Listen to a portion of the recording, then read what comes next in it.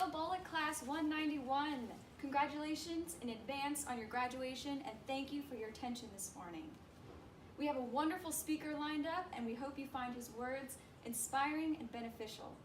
There are leaders, and then there are those who lead. Leaders hold a position of power or influence. Those who lead inspire us. We follow those who lead not because we have to, but because we want to.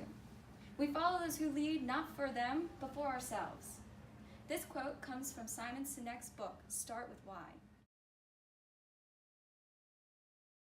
Simon Sinek will be conducting our first TED Talk this morning. Over to you, Simon.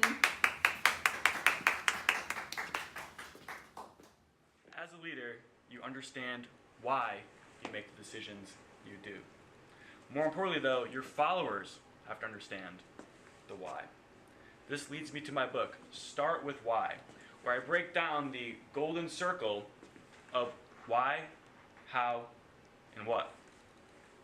People don't buy what you do. People buy the why. Some organizations and leaders are able to inspire and lead while others are not. We all know what we do and how we do things, but oftentimes we don't know the why. Why is the purpose, the cause, the belief that drives the how and the what. The why is what builds trust. The why is what inspires and motivates others.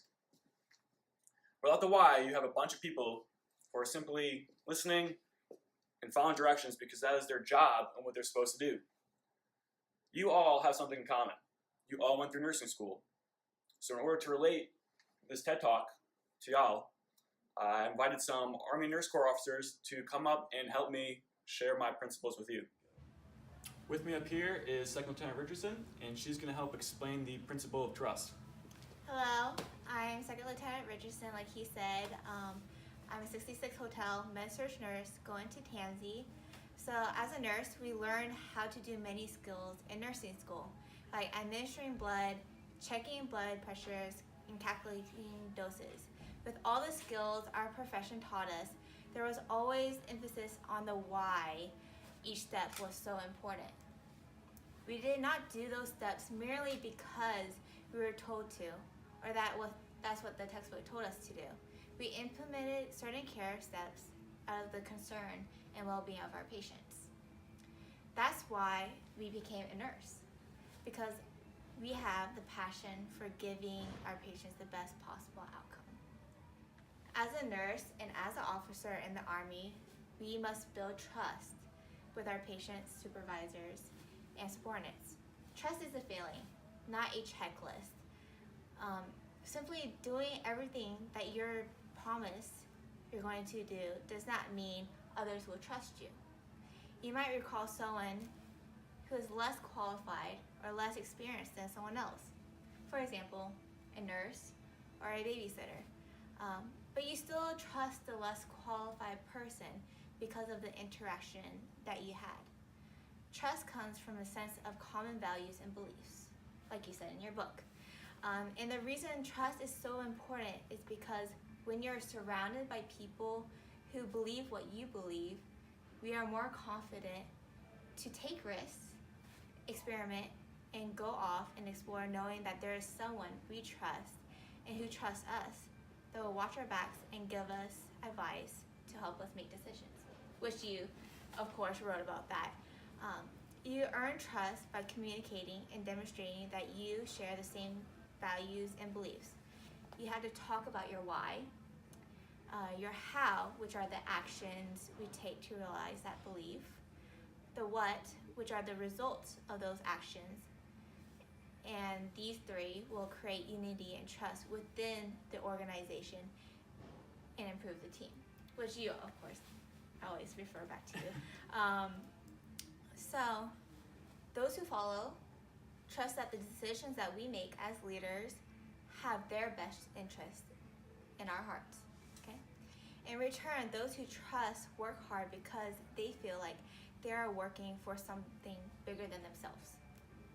For example, soldiers expect to see the chain of command accomplish the mission while taking care of the welfare and sharing hardships and dangers. That's part of the mission command. In return, they will take personal risks in order to advance the organization as a whole.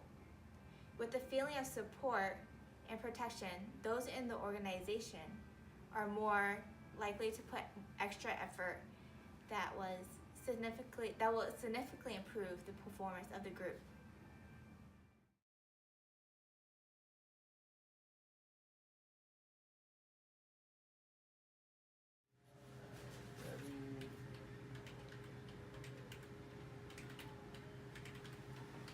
Ma'am, room 20 needs an IV start.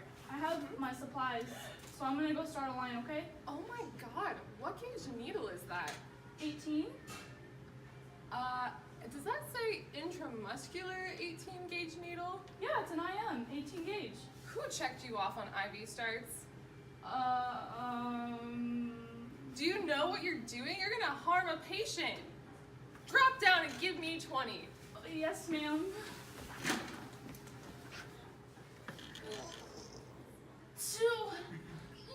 You will save patient lives. Save patient lives.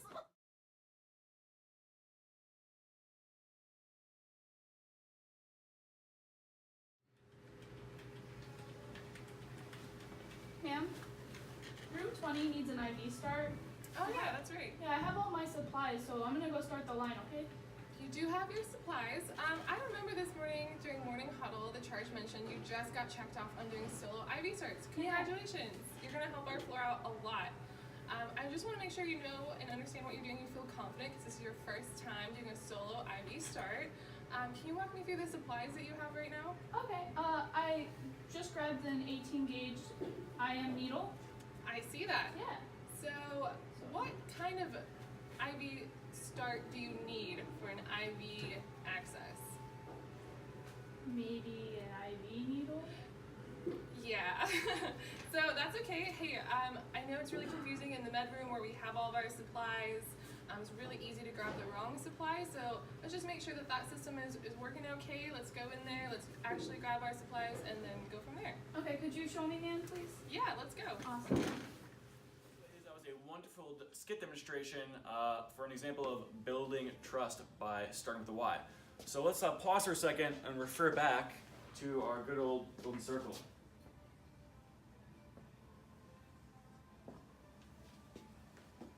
So we have the why, the how, and the what. And your focus is to go from inside out. So the why exists in the part of the brain that controls feelings and decision-making processes, I guess you can say, but not the language. The what exists in the part of the brain that controls rational thought and language. Just as it's hard for some people to verbalize their feelings, like trying to explain their love for their spouse or why you really enjoy doing this over something else, it's equally hard for an organization to explain their why. So with me up here again is Second Lieutenant Gockley, and she's going to go into further discussion on the concept of shared understanding. Second Lieutenant Gockley? Thanks, Simon. So the Army, like your book, has a really strong emphasis on shared understanding. The Army sees value in creating shared understanding within the soldiers so they know what the task is that they're going to accomplish and their purpose behind the task. This is the what that you discuss and the why of the Golden Circle. It's important to maintain shared understanding and make sure everyone within the chain of command fully understands the mission. This allows soldiers at all levels to invest in what they do and better understand the commander's intent, the why, so that they can accomplish the mission. Commander's intent uses collaboration to establish human connection, build trust, and create and maintain shared understanding and purpose. This is from ADP 6-0, one of the Army's manuals focusing primarily on leadership and understanding. Another quote is, collaborative exchange helps commanders increase their situational understanding, resolve potential misunderstandings, and assess the progress of the operation. So therefore, if something goes wrong and one of the higher level commanders can't do their job, someone below them can take their position, accomplish the mission, and we'll have success.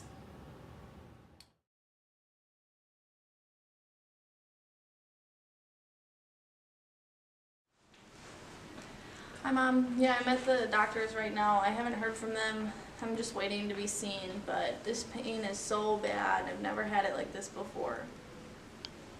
Yeah, I think I need some water. Hey, are you okay? Code blue, code blue. One. Oh my god, is this I like can do compressions. No, it's okay, it's okay. Dude. Six, No, seven, really, I eight, can do Everybody compressions. smile. Seven, This is 12. really cool. It's okay. Wait, how many did you do? Alright. You look tired. I'm gonna do One, compressions. two, I don't three, think she's four. breathing. Yeah. Let me call somebody. Wait, someone has to do compression. How You many? got it. What number okay, are you great. on? Second one, We should, second one. Okay, well we should switch off. It's right? only the second one. Four, Okay, well, 6, 7, should 8, someone help her with her 9, breathing? 10, Well, I have to wait till she gets to 11, 30. 12, So I can. 13, Yeah. 14, 15, Right? You 16, okay? 17. I can 18, honestly. Should 19, is someone 30. writing this stuff down? Is anybody gonna give Well, her a where's the rest? hash card? It was 30. Oh.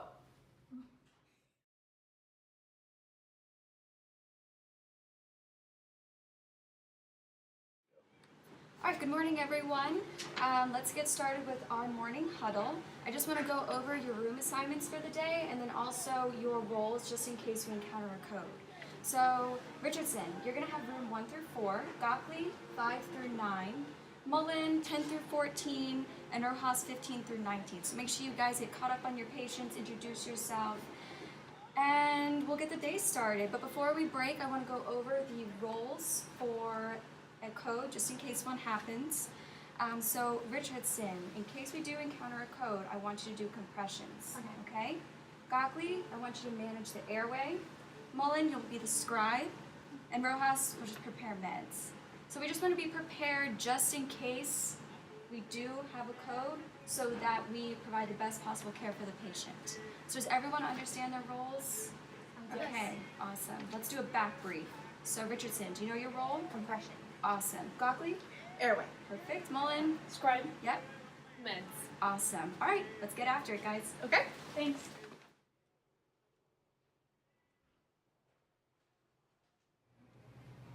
Hey, are you okay?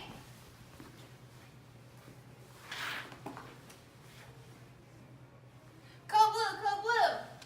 1, 2, 3, 4, 5, 6, 7, 8, Time is 1400. 10, 11, Starting 12, IV access. 13, What's the location? 15, 16, Left 17, AC, 18 gauge 19, needle. 20, I have the 21, AED. 23, 24, 25, 26, 7, 28, 29, 30. Preparing Second an round. IV. 1, Effie, got it. 3, 4, 5, 6, 7, 8, 9, Clear. 10. Clear the patient. All clear? Shock advised. All right, to wrap things up, to me it seems like you guys have a great understanding in the healthcare setting. You guys rely heavily on being on the same page. If there are no common values or shared values on your care team, you will lose your function. If your care team is led by someone who instills trust, your why, how, and what will be crystal clear. Thank you, Bullock, and you guys have a good day.